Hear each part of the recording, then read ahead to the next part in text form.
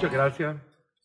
Yo me voy a referir, en el caso de Nicaragua, a varios casos concretos, a la situación del Gran Canal que se ha llamado, cómo afecta eso al país, a los derechos humanos, la libertad de prensa, la relación gobierno-sector privado y, por último, el plano de las relaciones internacionales del gobierno de Ortega.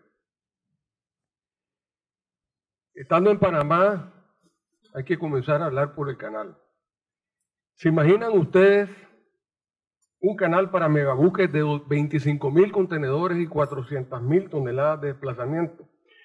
Una zanja de 230 a 500 metros de ancho por 27 a 30 de profundidad, dividiendo el país en dos tantos a lo largo de sus 278 kilómetros y con un solo puente. Esa es la propuesta. Yo preferiría creer de que se trata de la gran mentira, de la gran farsa o de un gran cuento chino contado en entrega.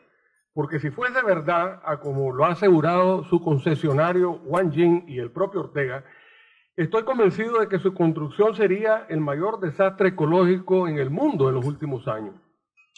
El canal no será, a como lo ha anunciado el empresario chino, de sueños faraónicos, la obra más grande jamás emprendida en la historia de la humanidad. Si se llegara a concretar, se tendría que dragar masivamente el lago de Nicaragua en al menos 90 de los 105 kilómetros que comprende la ruta canalera en el segmento lacustre, para llevar la profundidad media, que es de 6 a 12 metros, a 27.6 metros, a lo largo de una franja de 520 metros de ancho. Ello implicaría ciertamente el uso masivo de explosivos subacuáticos en proporciones nunca antes vistas en la historia de la humanidad, para quebrar las formaciones de piedra basáltica que conforman el lecho del lago y un dragado descomunal y permanente, lo que según los científicos enturbiaría las aguas de tal manera de que no permitiría la vida lacustre en el reservorio de agua potable más grande de Centroamérica, y ya no digamos usarse para consumo humano como actualmente se está usando, atendiendo por lo menos 200.000 personas. Quizás el megasueño del canal haya sido uno de los principales errores de Ortega en su afán megalómano de buscar soluciones inmediatas y mágicas a la pobreza. Y ya no digamos así, porque con la concesión canalera Ortega entregó la soberanía de Nicaragua, ya no digamos a un gobierno o a una potencia, sino a un inversionista chino desconocido, que no tiene ninguna obligación con el Estado de Nicaragua y hasta el momento tampoco ha demostrado tener o haber recaudado los 50.000 millones de dólares que como mínimo se dice que costaría la megaobra. Lo que es peor, oficialmente ya comenzaron las obras y ni siquiera se ha presentado ante la comunidad científica internacional el estudio de impacto ambiental y social EIAS, que ha sido encargado a la prestigiosa empresa británica Environmental Resource Management, ERM. Esta empresa ha venido posponiendo la entrega del estudio ya en 4 ocasiones y la última vez se anunció que lo van a entregar en algún día del mes de mayo. Pero más que el frente ambiental, es el frente social el que ha sido más activo en la lucha frontal contra el canal y por ende contra Ortega. Más de 17.000 personas, en su mayoría campesinos, que de acuerdo a la ley 840 de la concesión canalera, podrían ser expropiados a valor catastral en toda la ruta del canal, es decir, en una fracción de su valor real de mercado. Estas personas se han alzado en 39 marchas cívicas que se han organizado espontáneamente y han tenido lugar en las poblaciones de los municipios afectados por la ruta canalera, incluyendo una marcha nacional en Managua. Los campesinos se han organizado en el llamado Consejo Nacional para la Defensa de la Tierra, el Lago y la Soberanía Nacional, y las marchas han tenido la característica fundamental de no tener bandera política más que la bandera nacional. En ella se han fundido personas de diversos signos políticos, incluyendo un buen número de sandinistas auténticos, que no solo defienden su tierra y su lago, sino también la soberanía nacional, a como lo hizo el propio general Sandino. Esto nos lleva al segundo tema, los derechos humanos. Las protestas han sido en su mayoría cívicas y el gobierno las ha tolerado, no sin poner cortapisas, en algunos casos, a la movilización de buses de transporte colectivo. No obstante, la noche del 24 de diciembre de 2014, los campesinos que tenían trancados dos tramos de carretera, uno en el Tule, departamento de Río San Juan, y otro cerca de Rivas, dejando pasar vehículos de manera espontánea.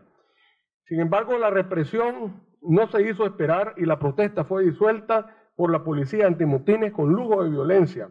Hubo un campesino que perdió un ojo por una bala de goma y 41 fueron golpeados con lujo de violencia, posteriormente encarcelados, incluyendo los principales dirigentes, entre los que figuran el coordinador nacional Octavio Ortega Arana, quien fue brutalmente golpeado en el momento de su captura.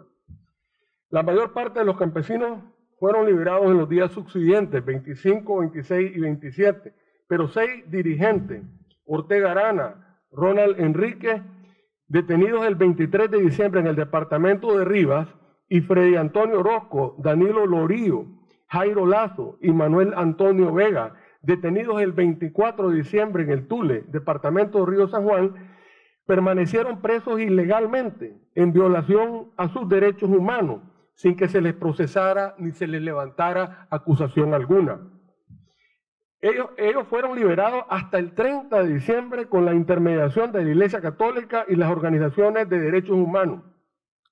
La Constitución establece un plazo máximo de 48 horas de prisión preventiva antes que el reo sea liberado o remitido a los juzgados correspondientes. Como un daño colateral de los sucesos del Tule, fue encarcelado en enero el médico del Ejército de Nicaragua, teniente primero Yader Montiel Mesa, quien humanitariamente atendió a las víctimas en el centro asistencial del Tule y luego se convirtió en el primer reo de conciencia de Nicaragua por haber emitido una opinión. Resulta que mientras atendía a las víctimas la noche del 24 de diciembre, Montiel comparó aquel acto de barbarie y represión gubernamental contra los campesinos que protestaban en contra del canal con la Navidad Roja de los años 80, y un soplón corrió la voz a sus superiores. La Navidad Roja se llamó al gigantesco operativo militar que tuvo lugar en la Navidad de 1982 y en enero de 1983 en la ribera del río Coco, cuando cerca de 8.200 indígenas miquitos fueron desalojados masivamente y en forma violenta de sus tierras y reubicados muy lejos, todo con el propósito de restarle base de apoyo a la resistencia nicaragüense. Montiel fue juzgado por un tribunal militar y condenado a 3 meses y 15 días de prisión, supuestamente por haber violado el artículo 175, inciso C del Código Militar, que define el delito contra el decoro militar y establece una pena que va de 3 meses y 1 día a 2 años de prisión a, entre comillas, quien cometiere actos de conducta deshonesta, indecente, indecorosa o inmoral que resulte en perjuicio del buen nombre y disciplina del ejército. Es evidente que el reo no cometió tal delito, pues no robó, no anduvo desnudo exhibiéndose por alguna calle de Managua, no ha tenido una conducta inmoral o indecorosa, ni tampoco ha causado ningún perjuicio al buen orden y disciplina del ejército.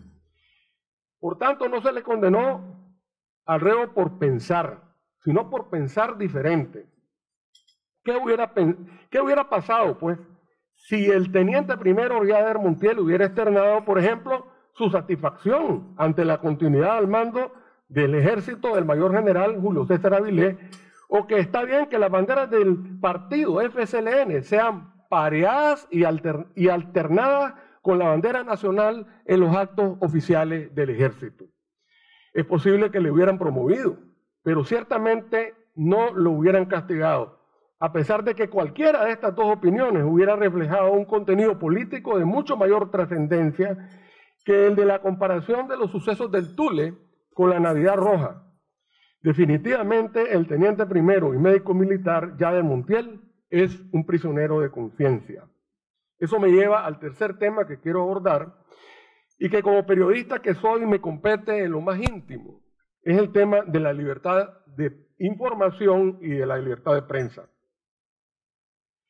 En su relación con la prensa, el gobierno actual se caracteriza por el control de la información oficial y el secretismo. El presidente inconstitucional, Daniel Ortega, no da conferencias de prensa desde hace casi 3.000 días, cuando asumió su primer mandato en el año 2007. Los pocos medios independientes que aún quedan en Nicaragua ni siquiera son invitados a las conferencias de prensa en la mayoría de los poderes del Estado o empresas estatales, a excepción de la Asamblea Nacional. Los periodistas independientes se enteran de lo que está pasando a través de la red y en muy raras ocasiones tienen la oportunidad de hacer alguna pregunta, ya no digamos una entrevista de fondo a un funcionario público. Aunque existe libertad de prensa formal, porque los medios independientes no tienen censura previa ni leyes represivas, como fue la norma en los años 80, con los fondos discrecionales que se manejan con el crédito o cooperación venezolana, muchos medios han sido comprados por la familia gobernante, particularmente en el ámbito de la televisión. Si los medios, en su mayor parte, no son abiertamente propagandistas del gobierno, se han vuelto acríticos. Muchos periodistas se han conformado con el papel de divulgadores de las noticias que ofrece el Estado a través de sus voceros o en alegres repetidores de cualquier noticia positiva, que a menudo es exagerada, o de la nota roja que enluta a las familias nicaragüenses. La capacidad de investigar, cuestionar, fiscalizar del periodismo nicaragüense se ha ido extinguiendo poco a poco como una veladora que se apaga, quedando el brillo únicamente en muy pocos medios radiales, escritos y televisivos que pueden contarse con los dedos de la mano. Con el poder casi absoluto, consistente en el control de los poderes del Estado y una buena parte de los medios de comunicación, no es sorprendente que Ortega no enfrente hasta el momento una oposición más beligerante.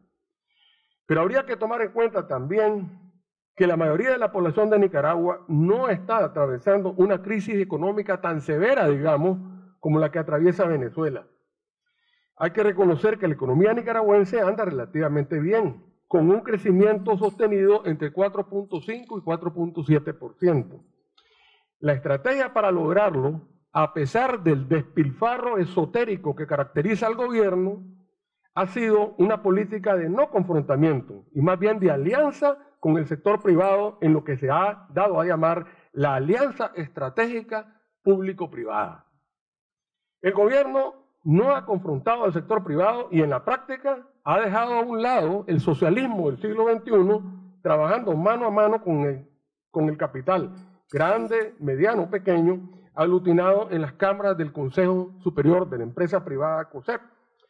Muchas leyes han sido consensuadas, no con la oposición formal, sino fuera del Parlamento con el COSEP, es decir, con la empresa privada.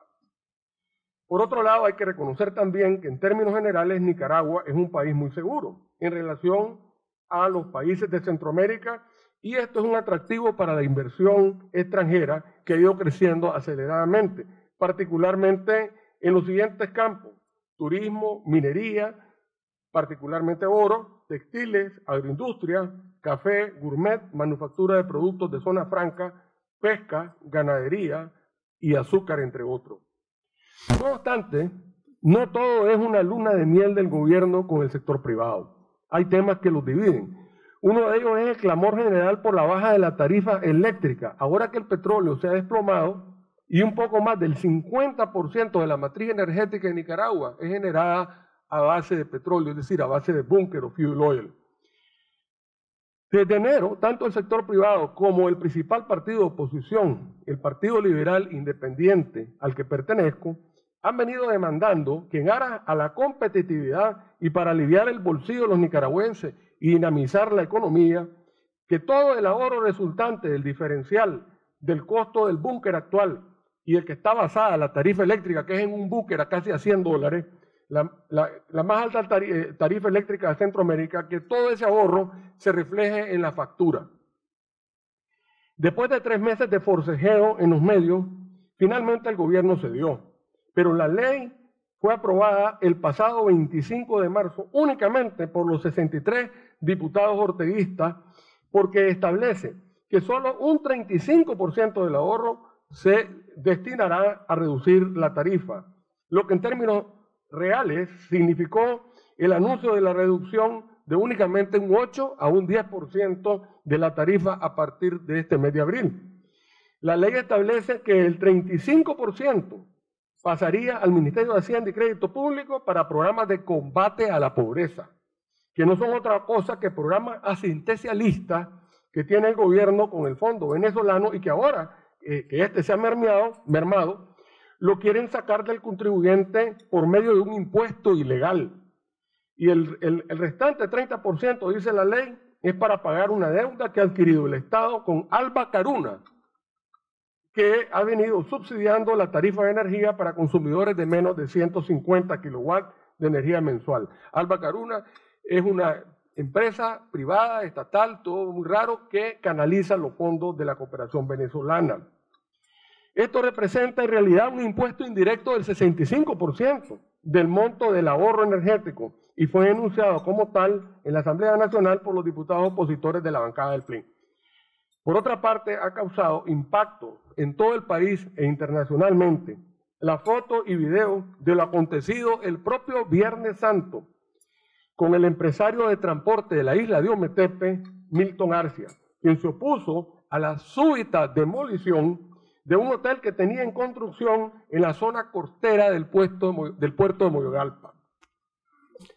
Arcia fue alertado mientras desayunaba a las 7 a.m. por una llamada de su hijo de la llegada a Moyogalpa de muchos policías y el barco carguero del Estado 13 de octubre, en viaje expreso desde Granada con un módulo de 6 equipos pesados para demoler su hotel, del cual él tenía todos sus documentos en regla, incluso una escritura pública de permuta firmada por el Procurador General de la República, Hernán Estrada, a nombre del gobierno de la República de Nicaragua e inscrita ya en el registro de Rivas. Arcia, un hombre fornido de 62 años, que se ha forjado a sí mismo durante toda su vida, se opuso valientemente a que le demolieran el hotel mientras demandaba que le mostraran una orden judicial. Luego se plantó frente a la maquinaria para que ésta no avanzara sobre la construcción que según él valora en $7 millones. Ante esta situación inesperada, Arcia fue aprehendido violentamente, cargado en peso por 4 agentes policiales y trasladado esposado como delincuente en la tina de un vehículo policial a la cárcel local. Según Arcia, los 32 policías que formaron parte del operativo de demolición en Viernes Santo también fueron llevados expresamente desde Managua a Ometepe para esa ocasión. Más tarde, la población de Moyogalpa se alzó en protesta y el empresario fue liberado a las 10:40 p.m. del mismo día. Pero cuando ya la demolición sorpresiva y vertiginosa de su hotel había concluido. Como si esto fuera poco, casualmente esa mañana de Viernes Santo, el yate Rafaeli, propiedad del empresario, que se dirigía del puerto de San Jorge a Moyogalpa con 3 periodistas que iban a cubrir la noticia, naufragó, luego que misteriosamente comenzó a hacer agua en un lago relativamente calmo, por lo que Arcia no descarta la posibilidad de que haya habido un sabotaje. Afortunadamente, los 3 tripulantes y los 3 periodistas fueron rescatados con vida y más tarde el yate fue rescatado y fue llevado remolcado al puerto de Moyogalpa, donde una comisión gubernamental realiza una investigación para determinar las causas del naufragio. Arce presentó su denuncia formal el pasado lunes ante la Comisión Permanente de Derechos Humanos. No todo es luna de miel con los empresarios. Todo el sector privado, a través de sus cámaras y el partido de oposición PLI, se han solidarizado con Milton Arcia y demandan una investigación del caso que ha puesto en entredicho la seguridad jurídica de los inversionistas en el país. Finalmente, en el plano internacional, el gobierno de Ortega ha buscado nuevos socios comerciales y militares al languidecer la cooperación venezolana y ver cómo se desploma la economía de este país, a pesar de su riqueza petrolera, con el liderazgo débil, represivo y errático de Maduro, que no es ni la sombra de su mentor Hugo Chávez. Ante este panorama, Ortega ha recurrido a un peligroso juego que ya jugó en los años 80 y cuyos resultados todos conocemos: meter a Nicaragua en el tablero internacional del ajedrez mundial, alineándose nuevamente con Rusia. Ahora resulta que los rusos nos venderán aviones MiG-29, cada uno de ellos vale 29 millones de dólares, para combatir el narcotráfico. Es decir, los aviones MiG van a ser comprados con la excusa que van a ser usados para el combate al narcotráfico. Además, los rusos entrenarán a la Policía Nacional en temas de seguridad pública y en la lucha contra el narcotráfico. Y se anuncia también que Nicaragua comprará a Rusia otros medios navales y aéreos, como helicópteros y lanchas patrulleras. Todo ello, ¿a cambio de qué? Todos sabemos que nada de todo esto es gratis. Todo tiene su costo en el tablero del ajedrez mundial. Y lógicamente, los más pequeños son los países que más tienen que perder. Una base militar, una estación de reabastecimiento, para ponerlo en los términos menos engorrosos, no lo sabemos. Pero lo que sí sabemos es que Nicaragua está a la venta, o mejor dicho, de regalo. Porque al señor Wang Jing, representante oficioso de la China Popular, le dieron todo a cambio de nada. Según la ley 840, que al parecer fue redactada en la oficina de Wang Jing en Hong Kong, el concesionario no tiene ninguna obligación con el Estado de Nicaragua. A lo largo de todo su articulado se utiliza la palabra procurará en todo lo que refiere a las obligaciones del empresario chino. Si así fue de burdo el obsequio de nuestra soberanía a los chinos, ¿qué podemos esperar de los rusos? Vladimir Putin no anda con cuentos chinos. Muchas gracias.